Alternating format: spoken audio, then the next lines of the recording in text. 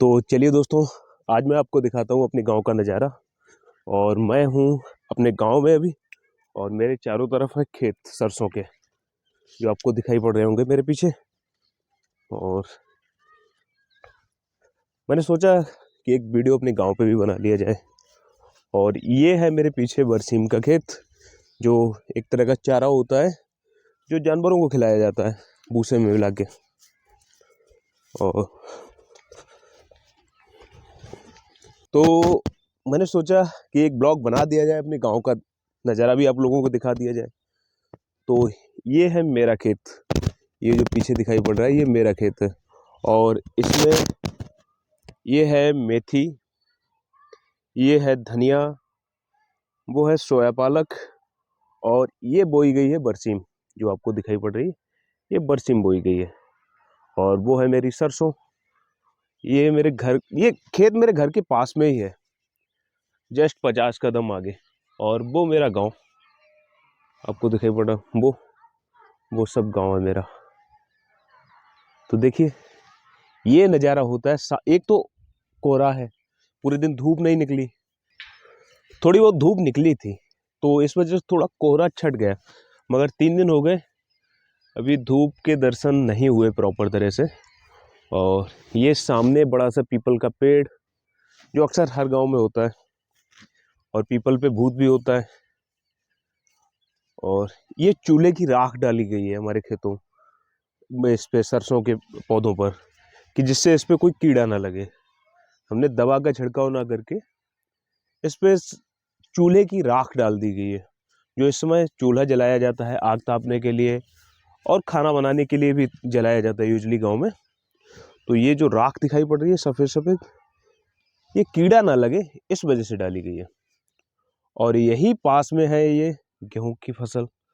देखिए अभी मैं आपको लेके चल रहा हूँ वहाँ पर, उस जगह पर। वहाँ पर ज़्यादातर गांव की महिलाएं उपले पाथती हैं, यानी कंडे पाथती हैं गोबर के। और वहाँ पर उनके बठियाल भी लगे हैं। बठिया मतलब होता है, चलो वहीं चल के बताते हैं। देखिए दोस्तों, ये है गांव हमारा जो आपको दिखाई पड़ रहा है। और ये जस्ट सामने वो मंदिर जैसा दिखाई पड़ रहा है, वो मेरा घर है। और ये हमारे अन्य गांव वालों के घर। देखिए ये चारों तरफ का नज़ारा। और ये आम का सूखा पेड़, ये पीपल जो गांव में ज़्यादातर मान्यता होती है कि पीपल पे भूत रहते हैं, बट ऐसा नहीं है, क्योंकि कुछ परंपराएं चली आ रही हैं गांव में, आज भी बिलीव करते हैं उन ऐसी चीज़ों पर। तो वो नहीं बदली जा सकती, चाहे पढ़ा लिखा हो या गैर पढ़ा लिखा। बट अब थोड़ा थोड़ा कम होने लगा है। तो गांव में थोड़ा बहुत अंधविश्वास है, अब ज़्यादातर कम होने लगा है। उसकी वजह है कि लोगों में थोड़ी साक्षरता बढ़ी है, तो लोग अब अंधविश्वास पे कम जाते हैं। लेकिन हाँ, इतना भी नहीं कम कर सकते, क्योंकि 70% अभी भी अंधविश्वास है। 30% पॉपुलेशन थोड़ा पढ़ लिख गई है, तो इन चीज़ों पर कम विश्वास करती है। और अभी आपको दिखाने वाले हैं जहाँ पर हमारे गांव की नहीं, ज़्यादातर मोहल्ले की महिलाएं, गांव तो बहुत बड़ा है, उनके अपने अपने अलग अलग स्थान है। बट मेरे मोहल्ले की जो महिलाएं हैं, वो जहाँ पर कंडे पाथती हैं, अपने गोबर के जो उपले बनाती हैं, वो ये जगह है। और अभी आपको दिखाते हैं। अभी तो फ़िलहाल अगर कोई पाथता मिल जाए तो अच्छी बात है, वैसे फिर कभी दिखा दूंगा, क्योंकि कोई नहीं मिलेगा मुझे लगता है। ये शाम का समय है, तो इस समय तो कोई गोबर नहीं पाथता। तो देखिए एक बार मेरे पीछे देख लीजिए, ये ऐसा नज़ारा है कुछ। देखिए ये है वो गोबर के कंडे जो यहाँ पर पाथे जाते हैं। और ये जो गोबर लगा है ये मेरा गोबर है। ये यहाँ पर घूरा डाला जाता है। घूरा मतलब गाय भैंस का जो गोबर होता है, उसको हम लोग घूरा बोलते हैं। इसको बाद में साल के अंत में खेत में पहुंचा दिया जाएगा, जब नई फसल की बुआई होगी तब। और ये हैं कंडे जो आपको दिखाई पड़ रहे हैं। और ये कंडे जब सूखने के बाद इस तरह का बठिया बना दिया जाता है। ये बोला जाता है बठिया। बठिया मतलब कंडों को सूखने के बाद इकट्ठा करके एक बड़ा सा बठिया बना के, जैसे ये देखो ये पुराना बठिया लगा हुआ है,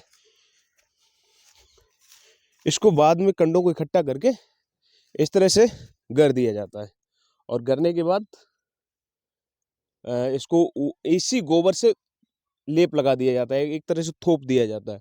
और बाद में बरसात के मौसम में ये भीगे ना, तो तोरी मतलब होती है जो सरसों के सूखे हुए पौधे, और बाद बाकी घास फूस से उसको इस तरह से पाट दिया जाता है, जिससे ये बरसात में ना भीगे और इसमें दीमक ना लगे, इस वजह से राख का यूज किया जाता है। ये देखिए, तो ये है, आपको दिखाते हैं।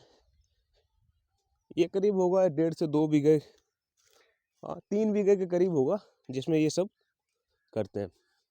और आपको ये जो दिखाई पड़ रहा है मेरे पीछे, ये इस तरह के ये सूखा चारा है, ये बाजरी है, ये बाजरा जिसे बोला जाता है, उसकी सूखी हुई लकड़ियां एक तरह से। तो इसको जानवर के चारे के लिए यूज किया जाता है, बाद में इसको मशीन के द्वारा खान लिया जाता है, और जब ज़रूरत होती है जानवर को चारे की, तब इसको यूज कर लिया जाता है।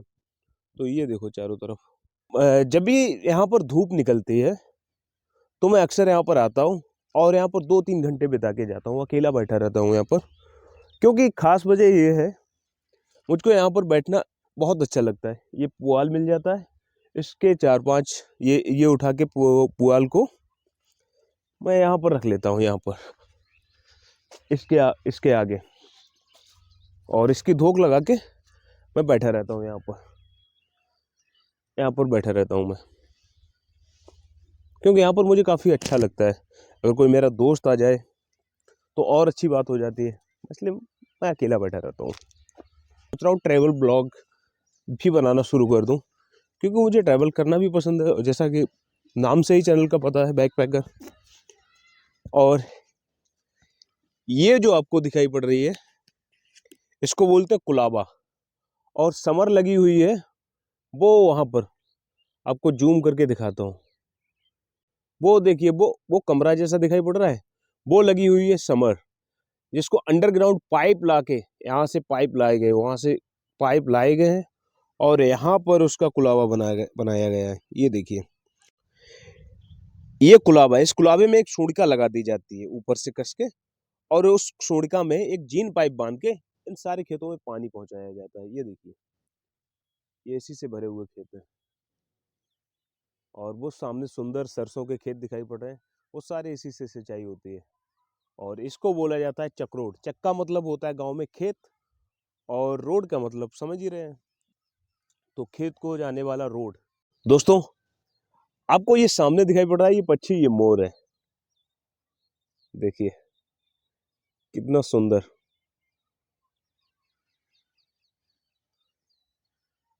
आप इसको देखकर आनंद लीजिए।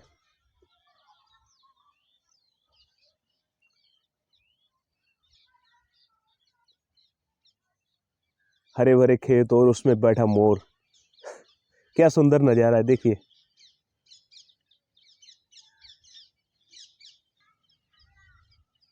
वैसे दोस्तों, मुझे वाइल्ड लाइफ बहुत पसंद है, तो इस वजह से मैं ज़्यादातर कोशिश करता रहता हूँ कहीं ना कहीं जंगल में जाने का, या मेरे पास तो, मेरे यहाँ आसपास तो जंगल है ही नहीं, फिर भी मैं ज़्यादातर कोशिश करता रहता हूँ इस तरह की चीज़ों का एंजॉय लेने का, जंगल में जाने का, ये सारी चीज़ें मैं तलाशता रहता हूँ।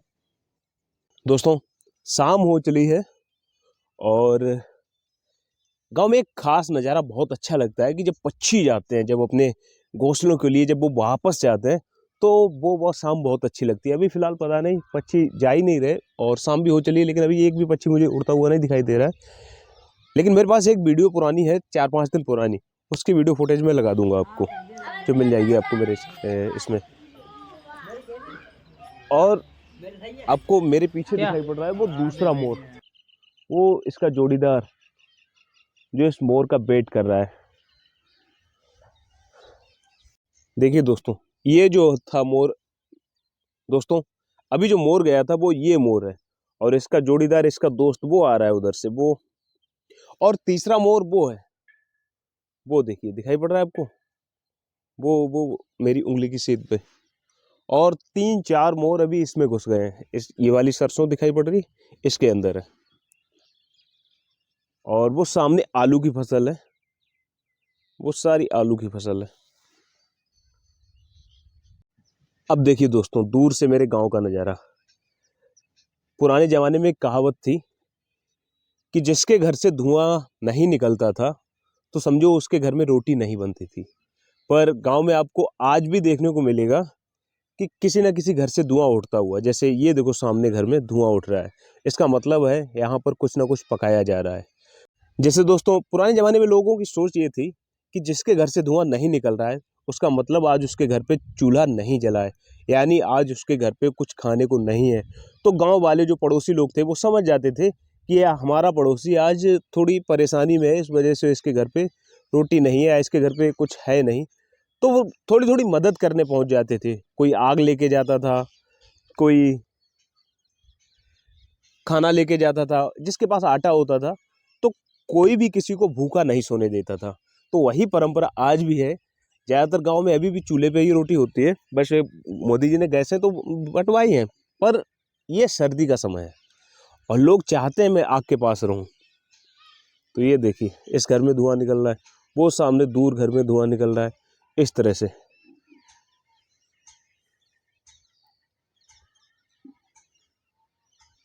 अब देखिए मेरे गांव का नज़ारा चारों तरफ का।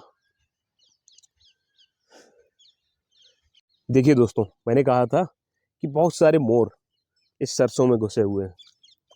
ये देखिए, आपको दिखाई पड़ रहे हैं वो।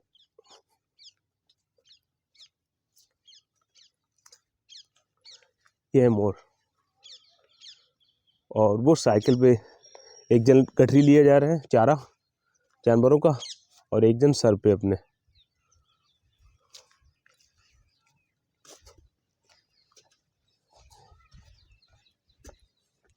ये देखो, मैं इतना पास आ गया उनके। पंख वाला मोर वो बैठा है, ये बच्चे हैं, ये इन मोर के बच्चे हैं।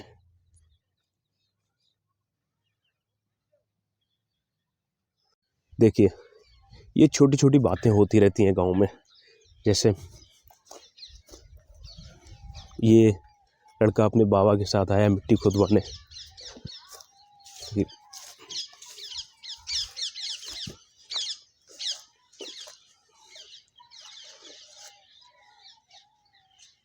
कहाँ डर दूंगा?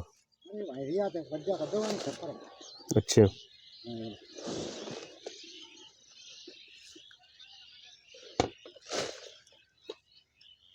ज्यादा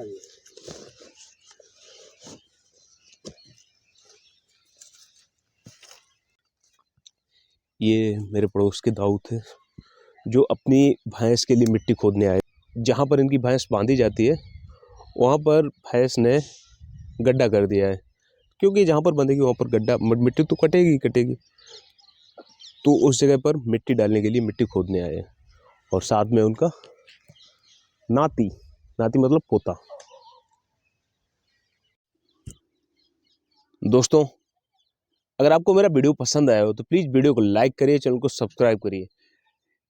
सब्सक्राइब करने से पहले एक बार मेरी बात सुन लीजिए। दोस्तों, मैं ये सोच रहा हूँ कि मैं इस पर ट्रैवल ब्लॉग लाऊं।